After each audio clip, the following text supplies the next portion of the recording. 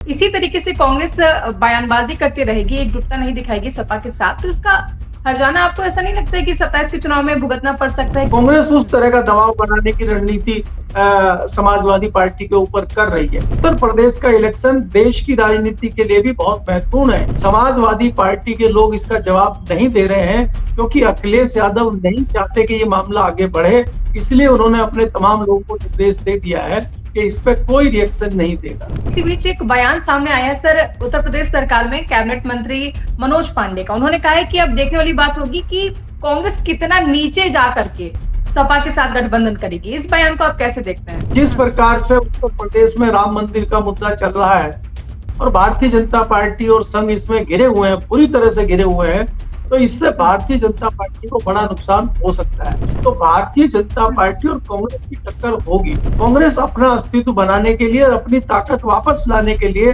निरंतर प्रयास कर रही है। भारतीय जनता पार्टी की रणनीति रहती है कि जो लोग भारतीय जनता पार्टी से नाराज हैं, उनको एक अलग विकल्प दे दिया जाए।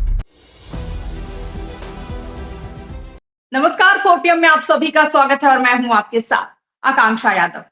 2027 में होने वाले यूपी विधानसभा चुनाव को लेकर के सियासी सरगर्मियां भी से ही शुरू हो चुकी हैं। इसी बीच कांग्रेस सांसद इमरान मसूद ने सपा के साथ गठबंधन को लेकर के बड़ा बयान दे दिया है। उन्होंने सीधा सीधा संकेतों के माध्यम से और सीधा सीधा अपने बयानों से कह दिया है कि उन्हें यानी कि कांग्रेस को सपा के साथ गठबंधन की कोई जरूरत नहीं है, बल्कि सपा ही बार बार गठबंधन की बातें कर रही है।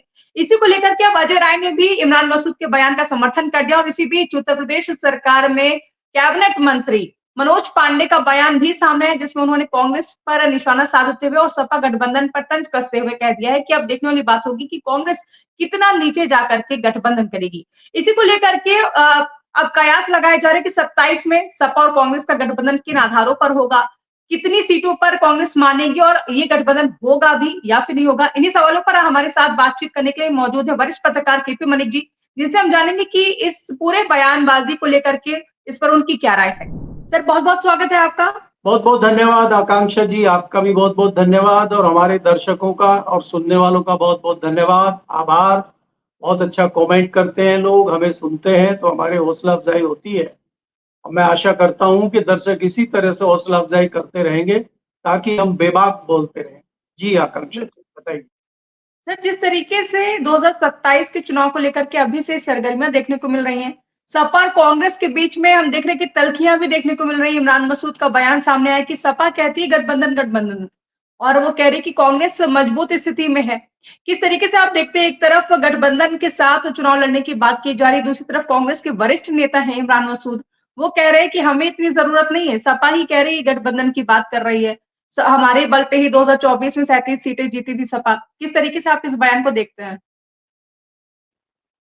देखिए आकांक्षा, अगर आप गठबंधन की रणनीति को देखें, गठबंधन के तरीकों को देखें, गठबंधन दो तरीके के होते हैं, एक सत्ता पक्ष के साथ होता है और एक विपक्षीय गठबंधन होता है।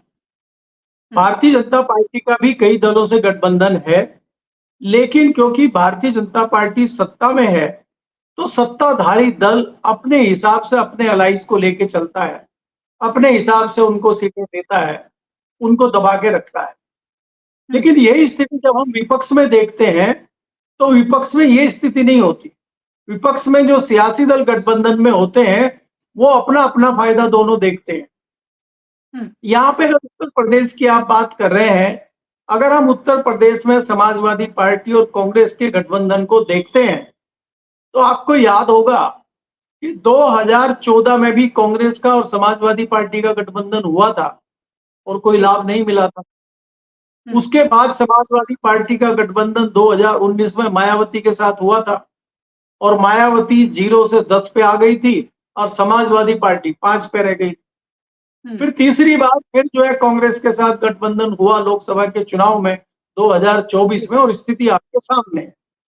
तो अब क्या है कि कांग्रेस जिस प्रकार से बढ़ी है और कांग्रेस जिस प्रकार से आज देख रही है, कांग्रेस को कहीं ना कहीं ये लगता है कि भारतीय जनता पार्टी का मुकाबला करने के लिए एकमात्र दल है, जो राष्ट्रीय दल है, वो कांग्रेस है और कांग्रेस अपने भविष्य को तलाश रही है।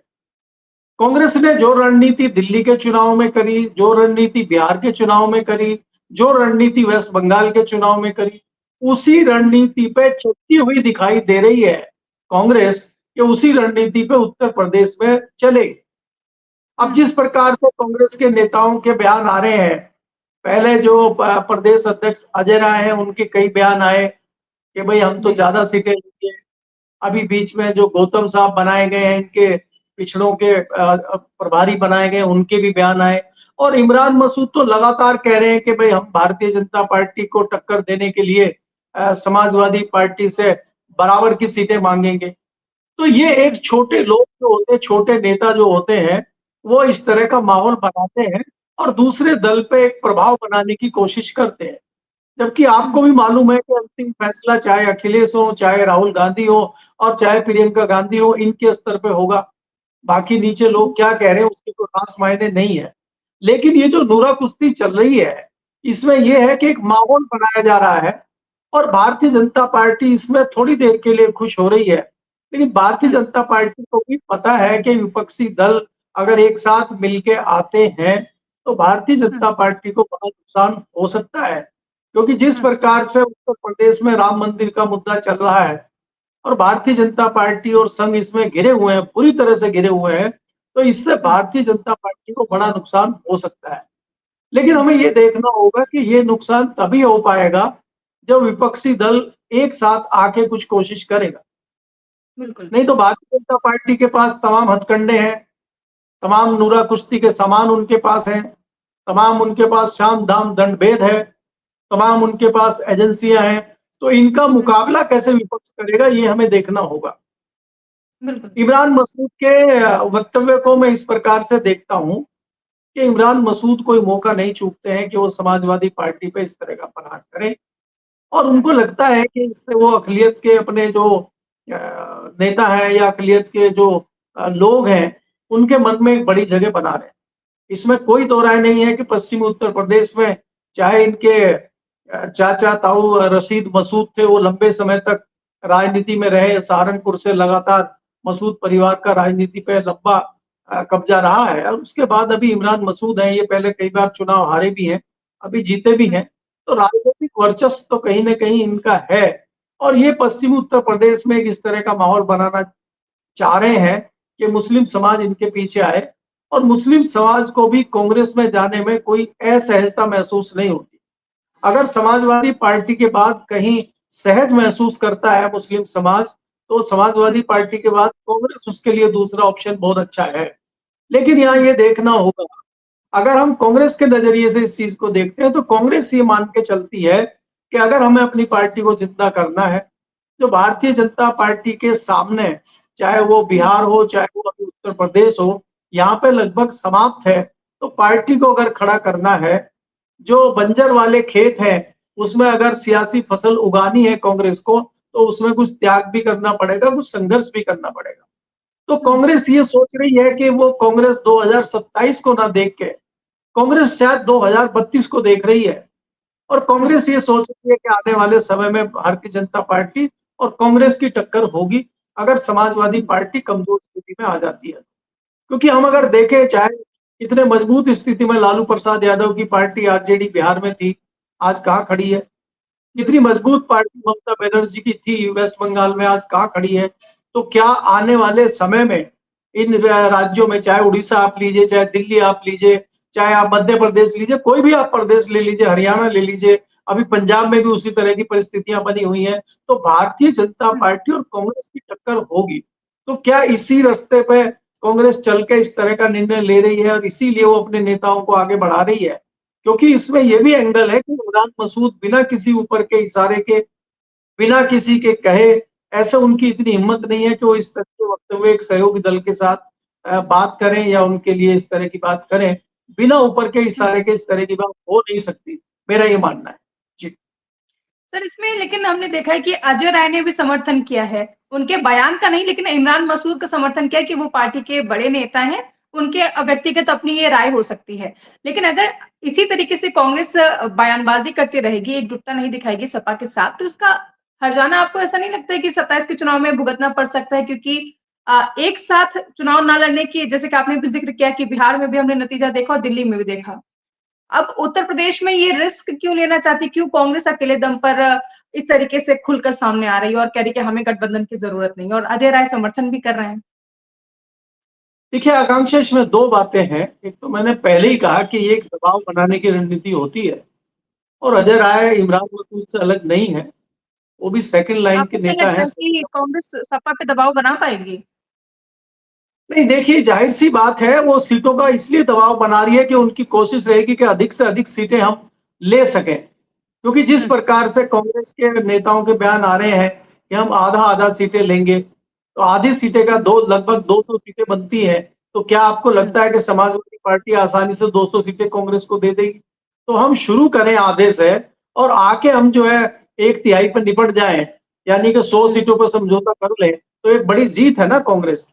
तो कांग्रेस उस तरह का दबाव बनाने की रणनीति समाजवादी पार्टी के ऊपर कर रही है।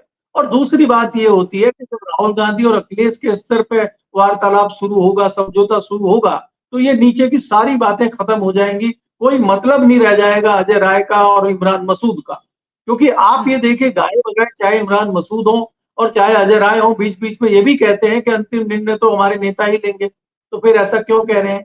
दूसरी बात आपने जो पूछी है कि कलकत्ता में जिस तरह से हुआ है या यहाँ हुआ है, मैंने पहले ही कहा है कि कांग्रेस लंबे दौर की राजनीति करना चाहती है। कांग्रेस जो है क्षणिक राजनीति नहीं करना चाहती। कांग्रेस चाहे केंद्र की आप बात कीजिए और चाहे राज्यों की बात कीजिए, कांग्रेस लंबे समय के लिए मैदान में रहना चाहती है। और जहां जहां क्षेत्रीय छत्र, क्षेत्रीय नेता, क्षेत्रीय दल, क्षेत्रीय पार्टियां जैसे जैसे समाप्त होती जाएंगी, वहां पे कांग्रेस को लगता है कि वो कांग्रेस खड़ी होती जाएगी। अगर आप वेस्ट बंगाल में देखते हैं, ममता बनर्जी का राजनीतिक अस्तित्व तो बहुत खतरे में है। हालांकि ग्राउंड पर ममता बनर्जी कमजोर है, मैं ये नहीं मान सकता। लेकिन जिस तरह से पिछले दिनों आपने देखा कि सबने कहा कि भाई ममता बनर्जी को कांग्रेस में विलय कर लेना चाहिए और कमान अपने हाथ में ले लेनी चाहिए, और कांग्रेस को भी कोई नुकसान नहीं है कि उनको प्रभारी बना दिया जाए, उन्हीं के हाथ में कमांड दे दी जाए वेस्ट बंगाल की, तो बहुत अच्छे रिजल्ट हो सकते हैं। तो ऐसी परिस्थितियां अगर बनती हैं, तो ममता बनर्जी के लिए भी अच्छा है, कांग्रेस के लिए भी अच्छा है। लेकिन कांग्रेस का तो फिर ये हो गया ना कि जहां पे आज की डेट में विपक्ष की सरकार थी, क्योंकि ममता बनर्जी तो भाजपा के साथ भी जा चुकी है, तो वहां कांग्रेस की सरकार आना कांग्रेस के लिए एक बड़ी जीत है। तो कांग्रेस उस रणनीति पर चलती हुई मुझे दिखाई दे रही है। चाहे हम किसी भी राज्य की बात करें, कांग्रेस अपना अस्तित्व बनाने के लिए और अपनी ताकत वापस लाने के लिए निरंतर प्रयास कर रही है। मैं उस परिप्रेक्ष्य में उत्तर प्रदेश को देख रहा हूं, और मैं आज भी ये कह रहा हूं कि जरूरी नहीं है कि समझौता आपस में इनका होगा, ये पक्की बात है। ये भी हो सकता है कि समझौता ना हो, और जिस प्रकार से हमने बिहार में देखा या वेस्ट बंगाल में देखा, इस तरह की परिस्थिति भी बन सकती है। तो ऐसे में अखिलेश यादव क्या करेंगे, कैसे लड़ाई लड़ेंगे, ये सारी चीजें देखने वाली बात है। और क्योंकि भारतीय जनता पार्टी भी तमाम हथियार अपने लेके आएगी, तमाम ऐसे दलों को खड़े करेगी, तमाम तीसरा मोर्चा बनाने की कोशिश करेगी। भारतीय जनता पार्टी की रणनीति रहती है कि जो लोग भारतीय जनता पार्टी से नाराज हैं, उनको एक अलग विकल्प दे दिया जाए। और वो विकल्प के तौर पे क्या चंद्रशेखर की पार्टी, ओवैसी और ये सब मिक्स करके जो तीसरा मोर्चा बना रहे हैं, क्या वो एक ऑप्शन देने की कोशिश कहीं पर्दे के पीछे हो रही है क्या? तो अभी तो इलेक्शन में अभी अनाउंस भी नहीं हुए। अगर इस तरह की चीजें होंगी तो बहुत सारे रणनीति बनेगी, बहुत सारे शाम दाम दंडभेद होंगे, और इतना आसान उत्तर प्रदेश का इलेक्शन नहीं है। क्योंकि उत्तर प्रदेश का इलेक्शन देश की राजनीति के लिए भी बहुत महत्वपूर्ण है। और ये कहा जाता है कि दिल्ली का रास्ता लखनऊ से होके आता है, तो जो लखनऊ में मजबूत होगा वही दिल्ली में मजबूत होगा। तो इसलिए कांग्रेस की नजर उत्तर प्रदेश पे है, और कांग्रेस कहीं ना कहीं अपने वर्चस्व को उत्तर प्रदेश में बढ़ाना चाहती है। इसीलिए सारी कवायद आप देख रहे हैं, चाहे उसमें अजय राय हो, चाहे गौतम साहब हो, चाहे इमरान मसूद साहब हो, ये सब लोग उसी कोशिश में लगे हुए हैं। और ये आने वाले समय में भी आप देखते रहेंगे, अभी इतनी जल्दी ये बंद होने वाला नहीं है। लेकिन आपको ये भी बता दूं कि इस तरह से समाजवादी पार्टी के लोग इसका जवाब नहीं दे रहे हैं, क्योंकि अखिलेश यादव नहीं चाहते कि ये मामला आगे बढ़े। इसलिए उन्होंने अपने तमाम लोगों को निर्देश दे दिया है कि इस पर कोई रिएक्शन नहीं देगा। तो आप देखेंगे कि समाजवादी पार्टी की तरफ से कोई रिएक्शन नहीं आ रहा है, क्योंकि वो ये चाहते हैं कि राहुल गांधी के स्तर पे इस मामले की बातचीत हो। अब जैसे आप देख रहे हैं कि अभी 16 तारीख को सोनिया गांधी के बंगले पे एक मीटिंग बुलाई गई है, तो जाहिर सी बात है उसमें अखिलेश यादव भी होंगे, प्रियंका गांधी भी होगी, राहुल गांधी भी होंगे, सोनिया गांधी भी होंगे, खड़गे भी होंगे। तो वहां पे हो सकता है कि अखिलेश इस बात को रखें, डिस्कस करें। अब ये बात मीडिया में आएगी कि नहीं आएगी, लेकिन मैं ये कह सकता हूँ निश्चित तौर पे कि अखिलेश यादव ये जरूर राहुल गांधी से डिस्कस करेंगे।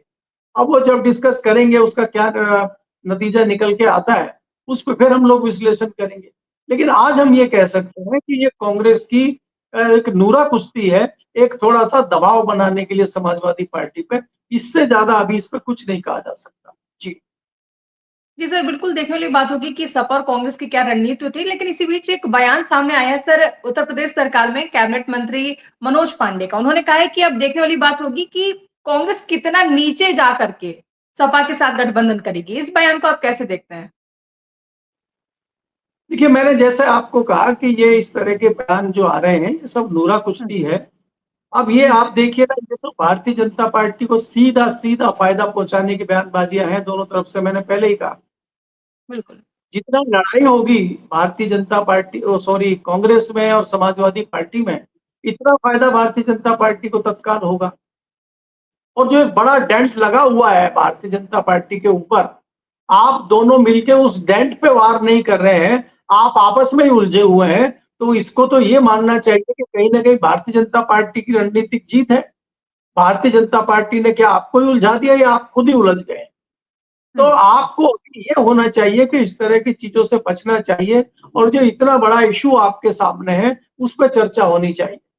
ये कई सारे नेता इस तरह के होते हैं तमाम दलों में, जो मामले को बिगाड़ने का काम करते हैं। आपने देखा कि भारतीय जनता पार्टी के एक नेता ने ट्वीट किया था और इस तरह का बयान दिया था कि अखिलेश यादव ने टिन्नू यादव से इतने 900 बार 800 बार फलाने बार बात की और फिर माफी मांग ली। तो उससे एक डैमेज हुई, भारतीय जनता पार्टी का जो पक्ष था वो और कमजोर हुआ है, और समाजवादी पार्टी के 2 नंबर और उस मामले में बढ़ गए हैं। तो ये एक नेता की गलती से कई बार इस तरह की चीजें होती हैं। तो मुझे लगता है कि जिस प्रकार से समाजवादी पार्टी के शीर्ष नेतृत्व ने नीचे वाले लोगों को बोला है कि इस पे कोई रिएक्शन ना दिया जाए, उसके बावजूद इस तरह का रिएक्शन पांडे जी का आना मुझे लगता है उस मामले को खराब करने वाली बात है। कांग्रेस की तो रणनीति है, कांग्रेस में भी कोई ये नहीं है, कांग्रेस तो जानबूझ के आपको उकसाने का काम कर रही है। और आप अगर उसके हम्म, उकसावे में आते हैं तो इसका मतलब ये है कि उनका तीर निशाने पर लग रहा है। तो इसलिए मुझे नहीं लगता कि समाजवादी पार्टी को ज्यादा उत्साहित होना चाहिए और इस तरह का जवाब देना चाहिए। शांत रहना चाहिए, 16 तारीख तक तो कम से कम शांत रहे, और वहां दोनों पार्टी के शीर्ष नेतृत्व क्या डिसीजन लेते हैं उसके बाद फैसला लें, उसके बाद बयानबाजी हो, तो मुझे लगता है हम्म, अच्छा रहेगा। जी। बिल्कुल। जी सर, बहुत बहुत धन्यवाद हमारे साथ जुड़ने के लिए और ये जानकारी साझा करने के लिए। तो ये थे हमारे साथ वरिष्ठ पत्रकार केपी मलिक जी, जिन्होंने हमसे बातचीत की कि किस तरीके से सपा और कांग्रेस के बीच में गठबंधन को लेकर के अभी से ही राजनीतिक नोराकुश्ती शुरू हो चुकी हो। एक तरफ जहां इमरान मसूद कह रहे हैं कि सपा ही बार बार गठबंधन गठबंधन की बातें कर रही है, इसका समर्थन अजय राय ने भी किया है। अब इसी को लेकर के देखना होगा कि 2027 को लेकर के सपा और कांग्रेस में जो गठबंधन की बातचीत होगी वो किन आधार पर होगी और कितनी सीटों के आधार पर होगी। फिलहाल अभी से ही सीट बार्गेनिंग शुरू हो चुकी है। अब देखने वाली बात होगी कि कांग्रेस कितनी सीटों पर मानती है और सपा की ओर से इस पर अब क्या प्रतिक्रिया सामने आती है। फिलहाल इस पूरे मामले को लेकर के, इस चर्चा को लेकर के आपकी जो भी राय कमेंट करके हमें जरूर बताएगा, और इसी तरह देखते रहिए और बने रहिए 4PM न्यूज नेटवर्क के साथ।